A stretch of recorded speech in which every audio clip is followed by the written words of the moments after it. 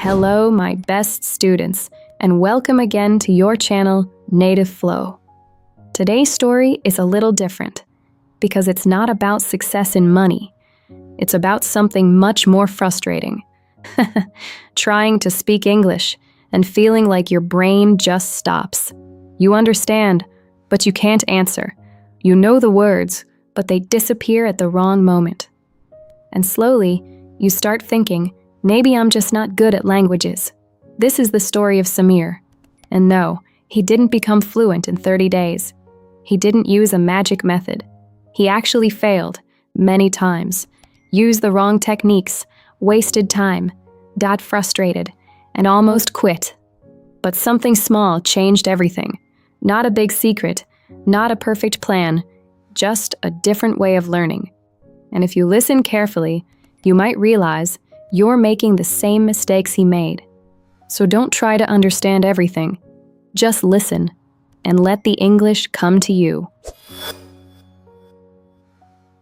Samir didn't start from zero. That's important. He knew basic English, simple words, simple sentences. He could understand videos slowly, and if you gave him time, he could even build a correct sentence. But real life was different. Real life didn't wait. One afternoon, he was at a small cafe. Not a special place, just a normal day.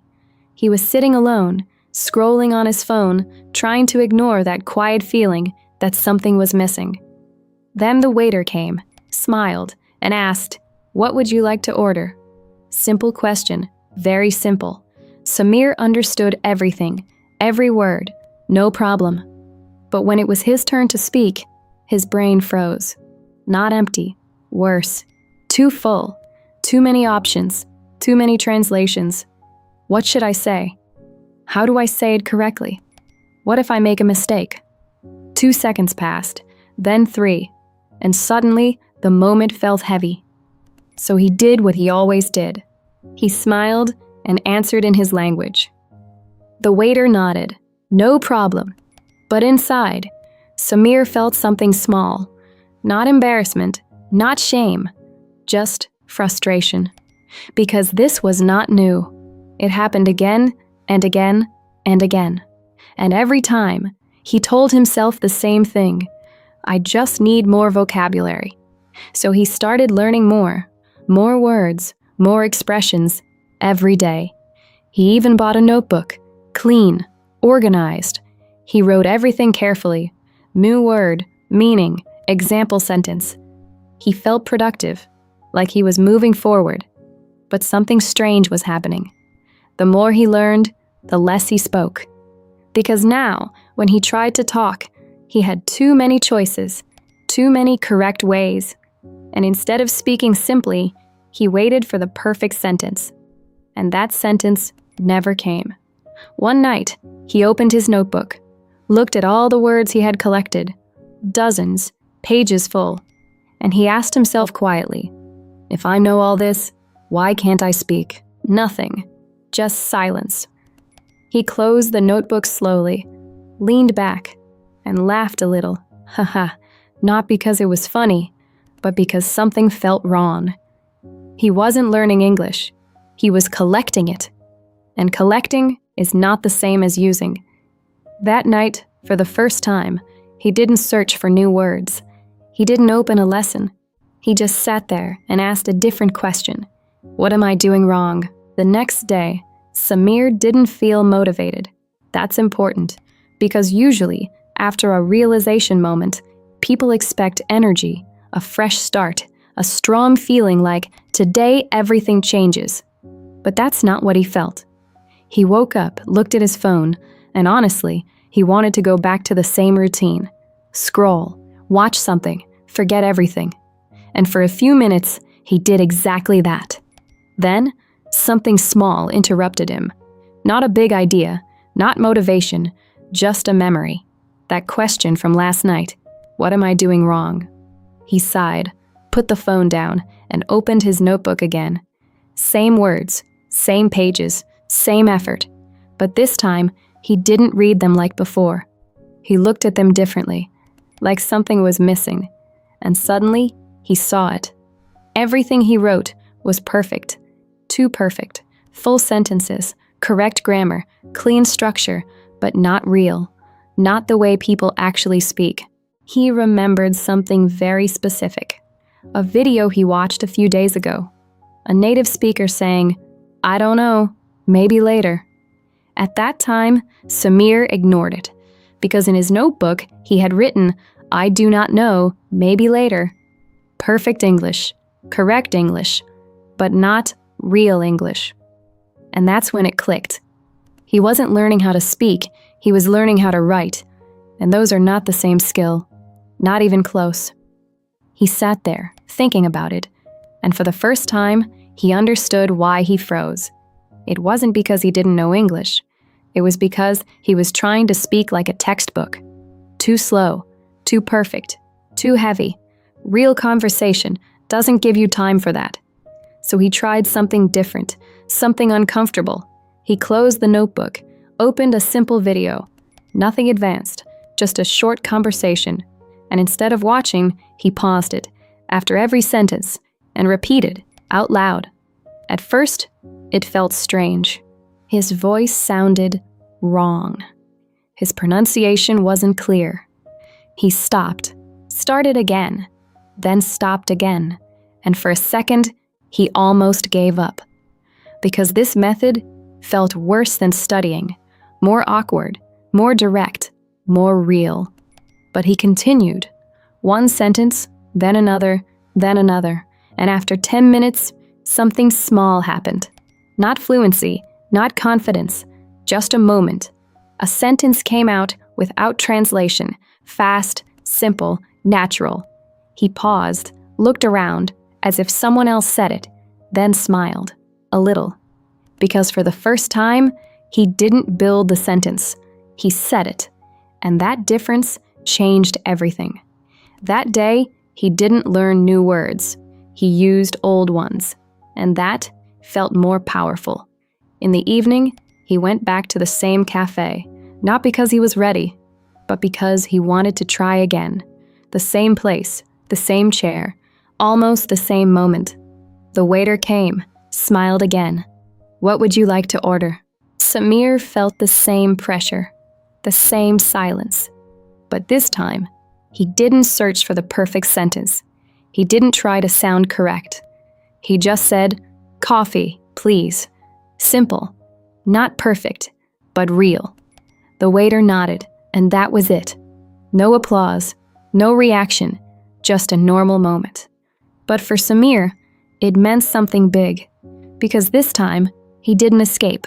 He participated. And sometimes, fluency doesn't start with big sentences. It starts with small courage. After that day, nothing magical happened. Samir didn't wake up fluent. He didn't suddenly speak perfectly. In fact, the next few days were messy. Some days he spoke a little. Some days he didn't speak at all.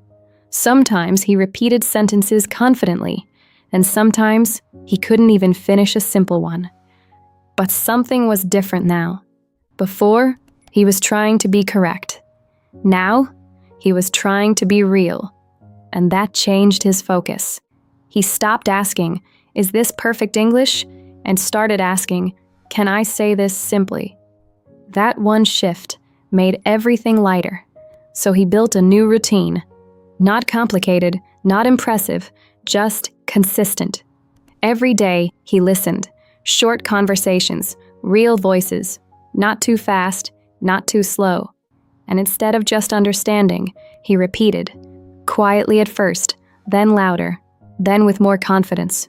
Some days, he felt progress. Other days, he felt nothing. And this is where most people quit, because when you don't feel progress, you think nothing is happening. But something is happening, silently. Your brain is adjusting. Your ears are adapting. Your mouth is learning new movements. Even when it feels slow, it's working. Weeks passed, and something interesting started to change. Not his vocabulary, not his grammar, his reaction time. Before, he needed time to think. Now, sometimes, He answered without thinking. Short answers, simple answers, but real. And those moments started to increase. One day, he was walking outside and listening to a podcast, not fully focused, just listening. And suddenly, he realized something strange. He understood everything, not word by word, but naturally, like his brain stopped translating. He stopped walking, paused the audio, and said quietly, "Wait," then pressed play again, and listened, and understood again. That moment was not loud, no celebration, no big reaction, just awareness. Because for the first time, English didn't feel like a foreign language. It felt familiar. And that's when he understood something important. Fluency is not when you know everything. It's when things start to feel natural. Not perfect, natural.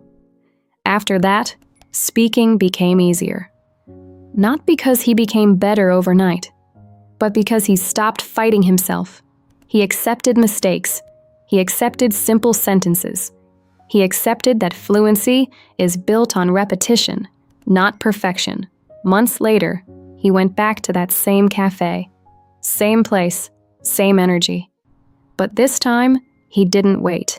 The waiter came, and before he even asked, Samir said, "Hi, can I get a coffee? And maybe something sweet? I'm not sure yet." Simple, clear, natural. The waiter smiled, answered, and the conversation continued. Not perfectly, but comfortably, and that was new. Because now he wasn't thinking about English. He was using it. Most learners are waiting for. Not perfection, freedom. Now, let me ask you something. What if Samir continued the old way? Memorizing, writing, waiting for perfection. He would still be stuck. Not because he's not capable, but because he was training the wrong skill. And maybe this is where you are right now. You know a lot, you understand a lot, but when it's time to speak, you freeze. Not because you're bad at English, but because you're trying to speak without practicing speaking. And that's the truth most people avoid.